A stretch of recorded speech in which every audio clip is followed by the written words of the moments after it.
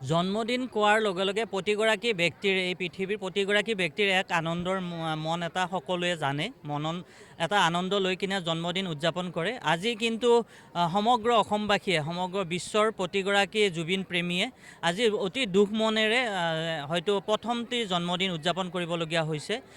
মই এই সুযোগতে বৃহত্তৰ দুমুনিচুকী অঞ্চলৰ আগশাৰীৰ NGO পোহৰক ধন্যবাদ দিছোঁ। তেখেতসকলেও ভিন্ন জাতি ধৰ্ম বৰ্ণ ভাষা নিৰ্বিশেষে একত্ৰিত কৰি কিনে তেখেতসকলে যিটো জন্মদিন উদযাপনৰ লগতে শ্ৰদ্ধাঞ্জলি জ্ঞাপন অনুষ্ঠান আয়োজন কৰিছে, মই কৃতজ্ঞতা জ্ঞাপন কৰিছোঁ। আৰু মৰমৰ শিল্পীগৰাকীৰ বিদেহী আত্মাৰ চিৰশান্তি প্ৰতিগৰাকী অসমীয়াই কৰাৰ দৰে ময়ো নিশ্চিতভাৱে তেখেতৰ আত্মাৰ চিৰশান্তি মানস কৰিছোঁ আৰু আশা ব্যক্ত কৰিছোঁ তেখেতৰ যি সৃষ্টিৰাজি যি সত্তাই আমাৰ অসমীয়া সমাজক একত্ৰিতভাৱে বান্ধি ৰাখিছিল, সেই আদৰ্শ আমাৰ যুৱ প্ৰজন্মই আগবঢ়াই নিবৰ কাৰণে সক্ষমতা তেখেতেও দিব আৰু আমি পৰৱৰ্তী সময়ত তেখেতৰ পুনৰ জন্মৰ আমাৰ অসমতেই হ'ব বুলি আমি ভগৱানৰ ওচৰত প্ৰাৰ্থনা জনাইছোঁ।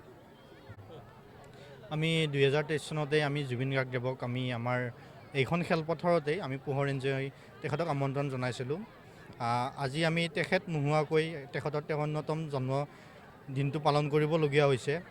জন্মদিন পালনৰ লগতে আমি তেখেতৰ শ্ৰদ্ধাঞ্জলিও কৰিবলগীয়া হৈছে। এইটো বহুত দুখৰ বিষয়, বহুত দুখ লাগিছে আমাৰ। তেখেতবিহীন আমি আজি জন্মদিন পালন কৰি আমাৰ সকলো সদস্য শোকত ভাঙি পৰিছে। লগতে আমাৰ অঞ্চলৰ সমূহ ৰাইজ আহিছে তেখেতক শ্ৰদ্ধাঞ্জলি জনাবৰ কাৰণে। আৰু আমি আমাৰ অসম চৰকাৰক অনুৰোধ জনাওঁ যে আমাৰ এই পোহৰ NGOৰ তৰফৰ পৰা তেওঁলোকক অনুৰোধ জনাওঁ যে তেখেতক অতি সোনকালে ন্যায় দিব লাগে।